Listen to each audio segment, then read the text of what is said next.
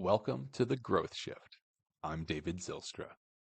Here's what I've learned after years in business.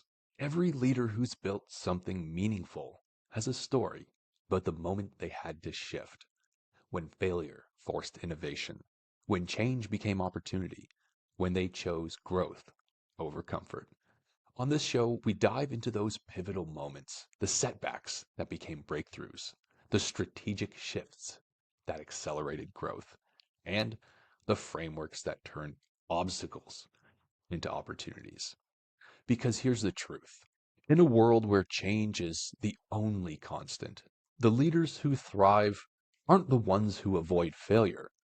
They're the ones who've learned to shift strategically through it. So whether you're facing your own pivot point or just want to learn from someone who's been there, you're in the right place. Let's dive in. Today, joining us is Springli Sage, an independent insurance agent and owner of Sage Insurance. With over 25 years of experience in the industry, Springli specializes in health insurance and Medicare. After working for captive brokers and even as a claims adjuster, Springli launched her own agency 13 years ago and has been experiencing impressive growth, including a 45% increase in revenue last year. Known for her educational approach and authentic client relationships, she's turned her insurance expertise into a thriving business that continues to expand. Springli, welcome to the show. Thank you. I'm blushing. Thank you very much. Well, you earned the blush. You definitely have. Could you share a little bit with us about your journey from working in a captive agency to starting your own insurance business? Well, yes, I got started in some of the big property and casualty companies, nationwide, Allstate, and it was the only model I knew. But even in the beginning, I kind of felt like there was something a little bit broken about it because I couldn't present everything. I could only present our products. And sure, I could be a good counselor and within our repertoire, I could find the best fit. But I always felt a little bad that it was not the only thing out there and I wasn't able to do it. So when I switched gears and kind of moved into the health and Medicare space, the model for agents was very different. You weren't necessarily opening an agency. You're a local brick and mortar. You weren't investing $50 or $100,000 in the business, but you were still an agent, meaning you still could work for the carriers, but you worked for multiple carriers. So I really liked that. I liked being able to say, well, I have as many options as I can to offer you. Uh, there's no particular difference in how I get compensated. So we're really just looking for what is the best fit overall. And I love that model. And within that, I've really been able to thrive and expand my business. It's fantastic. So you were in a position where you just felt like you weren't really providing the best options. You couldn't provide true perspective or advice and solutions to your clients. You were very limited. So you really just wanted to expand from there and take that role of a true advisor, right? Now, that's a pretty big mental shift and physical shift that you went through as well. But when we were speaking the other day, you mentioned another mental shift that you had in 2021, right? To truly run your business as a business rather than just being an agent. What sparked that transformation? Well, partly, for a few years in the middle there, it had to be a side gig. It has its ups and downs when you're just working commission. And here it was, and I wasn't able to pay a lot of attention. And I found myself, wishing if only I had more time. In other words, if only I didn't have to work all week at this other job, I could really pay more attention to my clients, which was an amazing realization. I suddenly went, well, you know what? I actually could just work for myself and pay lots of attention. So that was big. But also I had this feeling like, okay, I'm going to make sure I do this right. This is not a 1099 gig anymore. I'm going to get, so I got my LLC. I got my tax ID. I immediately opted, honestly, to file as an S Corp, which is maybe too into the weeds, but I could foresee the growth that would happen within a couple of years. And not only could I see some tax advantages to that, But I liked the idea of an S Corp also can contribute to my retirement so that, the company that I own will also be helping me as an employee of that company towards that. So I got started knowing that I had to do that, but I didn't know very much else. And so I just set out to learn as much as I could as quickly as possible, figuring out, okay, I need a CPA. Okay, I need a payroll company. And a lot of that I figured out actually through networking and talking to other business owners. And that has been evolving ever since. Starting last year, I started getting, I had a business coach there for several months, and I learned a lot. I also learned how much I didn't know yet. For instance, I don't have a business plan, or I didn't at that point. And this year, I have upped my game even more. So I have a business coach. She will be with me for the foreseeable future. Um, getting everything in order, getting my house in order, making sure I have top-notch bookkeeping to really be able to not just show where the money is as a business, but also to be able to run the reports, to break down trends, to look at what comes in and when, Mm. just to clarify that. And it's incredibly empowering. I was kind of a flaky English major type, right? Didn't ever see myself in business. I was just going to read books for a living. And here I was, not only involved in insurance, but really getting into the weeds. It's been great fun. Yeah. Now, that's a really cool story, yeah, that you're mentioning. I mean, and like a true entrepreneur, it sounds like you were sort of trying to build the airplane while it was taking off, right? You didn't really know exactly what the next step was, but you were taking imperfect action because taking imperfect action is going to get you further than waiting and, trying to figure out by reading a book or something like this. I mean, Exactly. it seems like you had the right intuition and the right feelings that, let's set up an S corp right away. I know this is going to go far. It seemed like there was something inside of you that just knew this was the right move to make, right? And Yes. last year alone, you achieved an impressive 45% growth in revenue. What do you think the key factors are that contributed to that? Well, I will say that although I threw a lot of marketing money out there, the traditional marketing didn't really do much for me. Sure, I'm sure there's exposure. I'm sure people who saw me in one place and then saw me in another, it lends some credibility. But primarily, I continued to just provide extraordinary service for my clients, and also networked with lots of business owners in different fields all over, and connected with people.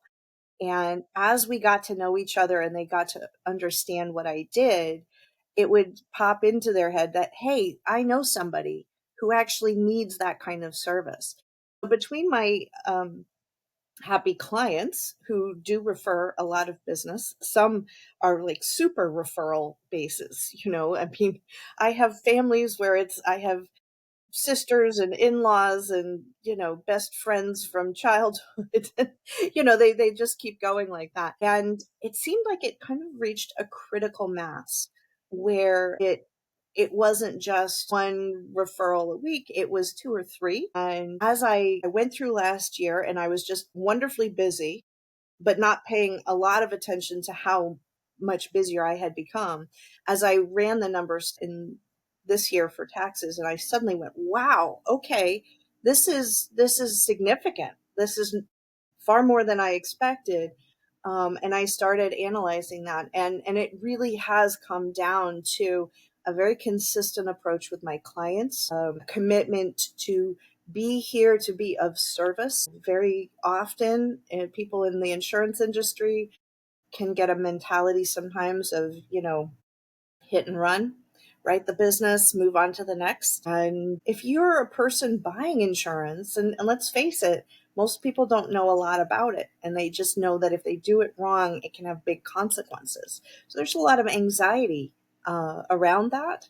So by offering my expertise, but also in a way that relieves stress and anxiety, and then confirming that I'm there uh, for full time. I'm there all year round, not just when you write a policy, but when you need help, I'm Mm. there to help. So that approach, a very customer focused, relationship focused approach, it takes a little bit longer, I think, to get off the ground than, say, your traditional hit and run approach. But I'm telling you, the clients that I have gained, many of them I've had now. Oh, so I have clients that I got in 2013 and it's 2025. There's 12 years that they've just been consistently. I love Springli. Springli takes care of me. I wouldn't go anywhere else. So Hmm.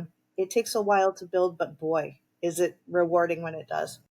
Yeah, it's like the Chinese bamboo tree, right? For years and years, it's just roots forming under the ground, and then out of nowhere, it grows something like 90 feet in like 24 hours. Yeah, that's incredible. Now, Springly, that sounds like the primary focus of growing your business has been on building relationships through networking, right? Rather than just directly pursuing clients. Can you tell us a little bit more about your approach there? I mean, are you networking with individuals in the grocery store? Are you networking with business owners? How is it that you approach this? So I've never been the walk and talk person. I was a little bit more reserved about meeting people I didn't know. So I had to seek out situations where it was actually expected that people make eye contact and talk to each other. I started with LinkedIn, um, and the idea being finding people who might be complementary in their business, where we might share the same customer base but not really overlap otherwise, and reaching out, and rather than just connecting and say, "Hi, I'd like to be your connection," say, "Would you like to go out for a cup of coffee?" And actually, as a former introvert, this was really hard for me to do. But as I did that and I was looking at new connections, I also thought, I've been in this business for a while, and in the past, I was working on networking. Let me reach out to some old contacts as well. And I was invited into a local chapter of BNI, Business Networking International, um, which was kind of scary to me. The only thing I knew about it is, there was like, oh, you have to have referrals and you have to tell everybody what you did every week, and it's lots of pressure. And I was a little put off by that. But I was invited to this meeting, and I thought, well, hey, at least there's 20 more people who will have heard my name. And I found myself listening to this meeting. It was on Zoom. These people knew each other really well and liked each other and interacted so that you didn't feel as if you were just miles away from each other. And just listening to my first meeting, I actually came up with 6 referrals for people in the group that I had not joined, because listening to other people opened pathways, I suppose, in my brain. And the thing I had been most afraid of was, oh, I won't have anything to offer, went away. And I started to realize that networking isn't about going to get referrals. It's about getting to know each other and looking to give referrals. And when you go at it from that particular point of view, you are no longer in that artificial space where you're like, I have to sound good. I have to make sure I sound creditable. Okay, when do I ask? So if you have anybody that that all of that kind of stilted, awkward thing that I thought networking was about went out the Mm. window. And my only job was to get to know people on an individual level, get together for coffee, have discussions, have lunch, whatever it was, and allow my own passion for what I did to shine through and appreciate theirs. And that made all the difference. It made me into a social creature. To be honest, I would never have imagined. Yeah, no, it sounds like the approach that you take and the beliefs you have about networking are the same about sales, right? Not trying to push something and make a sale, but trying to understand who it is you're speaking with, see whether or not, first of all, you can help them or if you can provide them with something. And if you can, then hey, maybe there's a good fit, right? That relationship first approach. Let's have a coffee. Let's get to know each other. Let's see if there's even a point in us having another conversation. Can I help you, right? Absolutely. And I am not afraid to tell people that I'm not the one to help them. And Mm. that's also big. You have to be honest and clear. And if I see somebody with a policy that I know isn't available in anything that I can offer, I will literally say, "No, this what you have, this is beautiful. I This is bet you those taking people care of have you." come back to you since then as well, asking again, or sent you referrals because of that honesty. That is actually true. I have generated both of those. I've gotten referrals, and then when the time was right, I've had them come back as clients. That's fantastic. Now, 45% growth last year, and you've set a more ambitious growth target this year of over 50%. What Hmm. specific strategies are you starting to implement to achieve this beyond the networking and relationships? So I'm having to get more organized and targeted.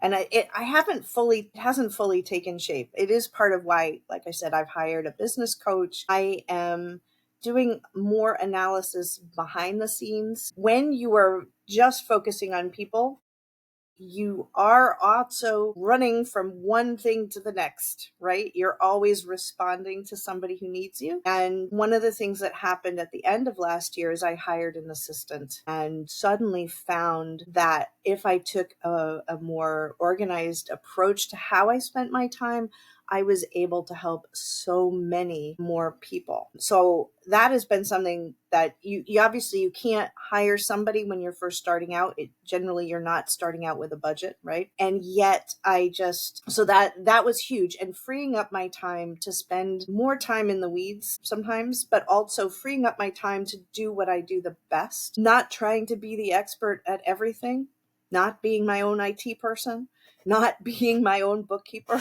Part of that, one of the things I have done is to hire my assistant. I actually used AI. I know we're going to talk about that later, but I pretty much fed into my AI. Okay, this is what I do.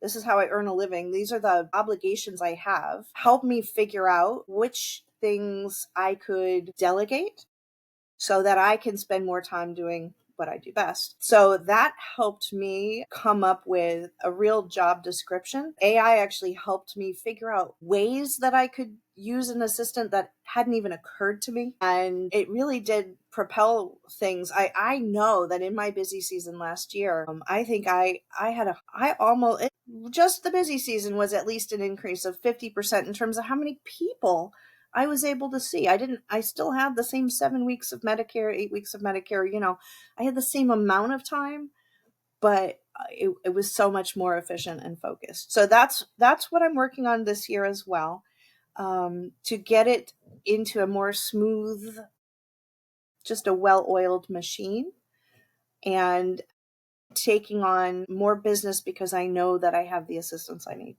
I don't know if that answered your question or not. Yeah, so it sounds like right now what you're focusing on is finding the highest leverage opportunities within your business and outsourcing or automating some of the lower leverage ones, right? Whether it's using AI as a consultant to save you time, hiring an assistant, take care of the small mundane things that you don't need to do. I mean, you don't need to do anything with tech. Why would you? That's not what's going to bring money in, right? It's Right. necessary and it's part of the business. It's in the business, but it's not necessarily the business. So it sounds like your highest value time, other than speaking with your current clients and helping new ones, is building up these referral partnerships, and it seems like that's really going to be a part of your growth plan moving forwards. With that being said, what's your approach? Can you tell us a little bit more about how it is that you build and maintain referral partnerships, especially with maybe financial advisors and other professionals, beyond just that initial conversation?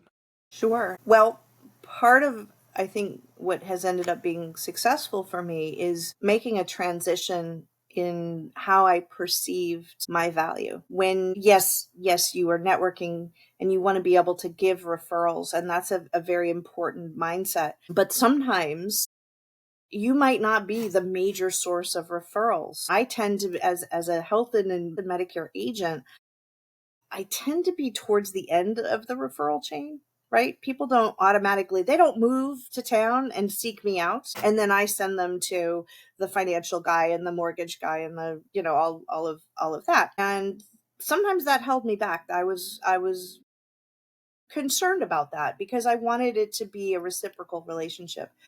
What I realized was that when I do my job really well, just referring business to me as and having me be that capable and competent and caring about their client, that was a value add for them.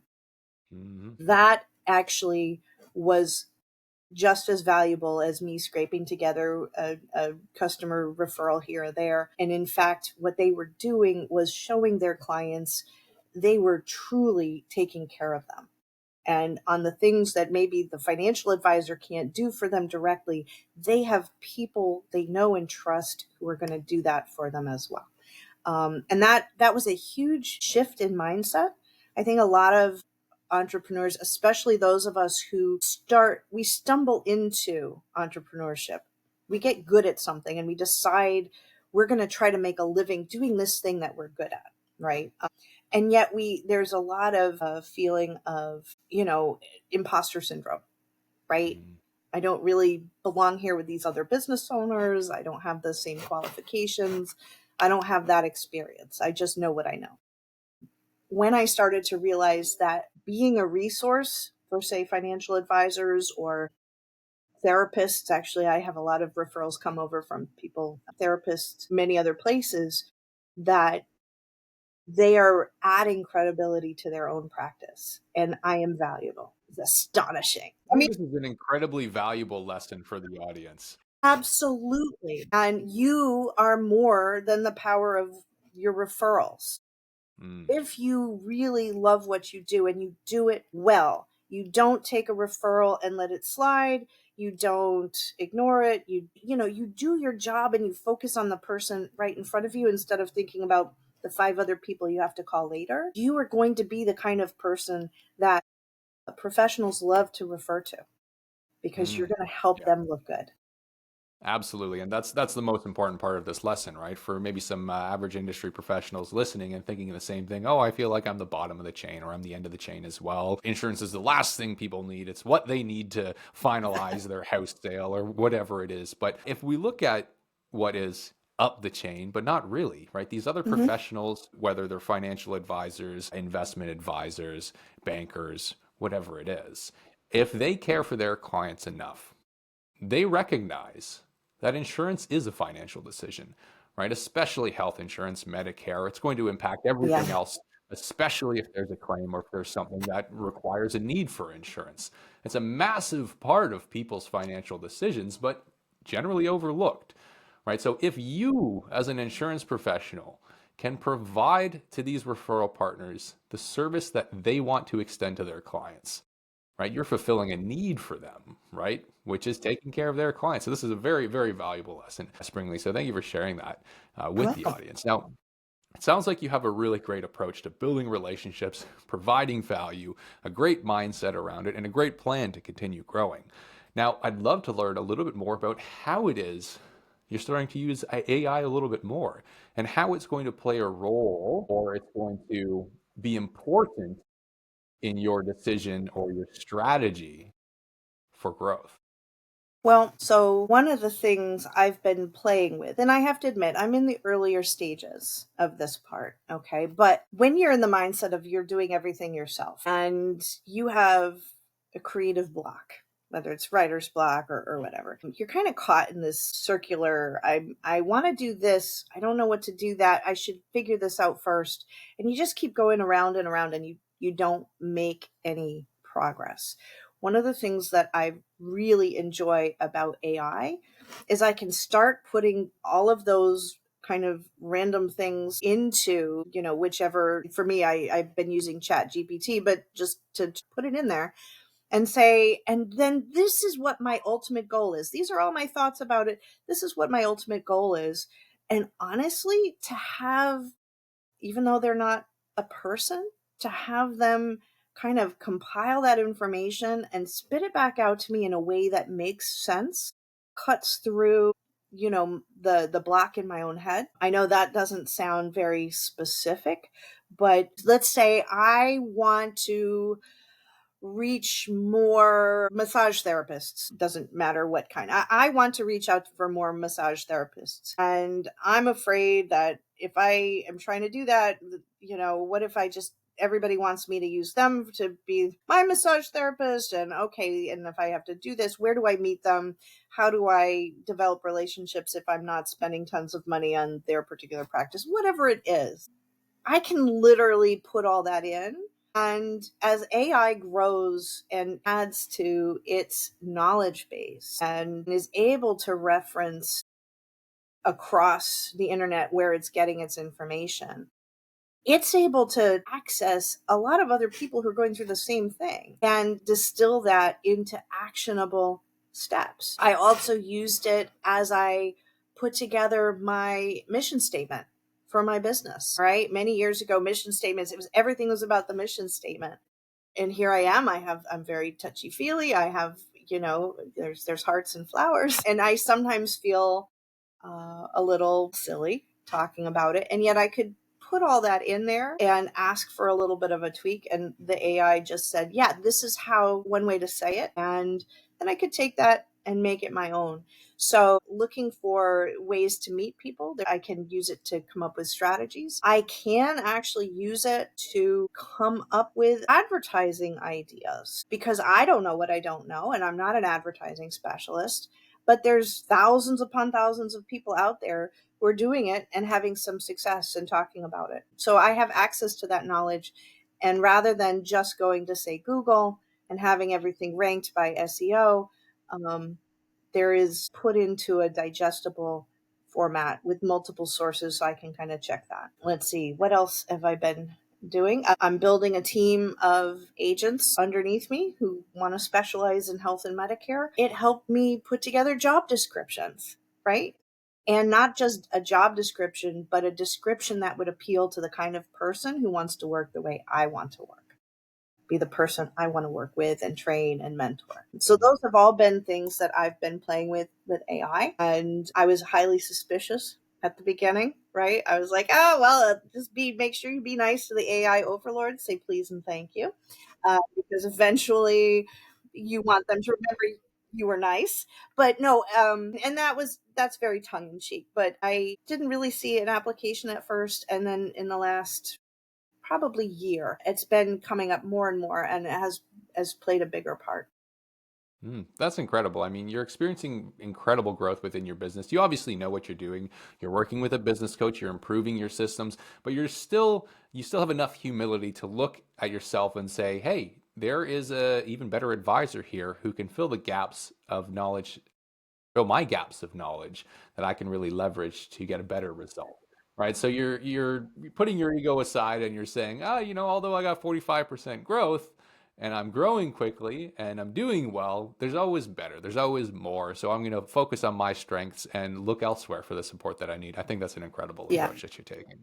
And for somebody who's newer and maybe doesn't have a budget to, say, hire a business coach, you can really utilize AI for a coach, right? Because they have access to the different ways people have found success, and they can help you organize your thoughts and your approach. And maybe AI is not the thing that you'll use for that part forever.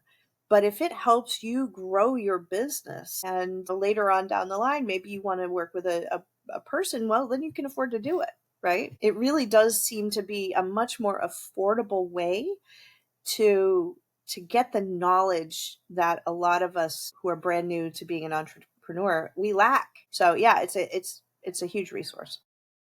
Springly, as a business owner and an insurance agency owner whose agency is going to grow over 50% this year, what advice would you give to other insurance professionals who are looking to grow a business in today's market?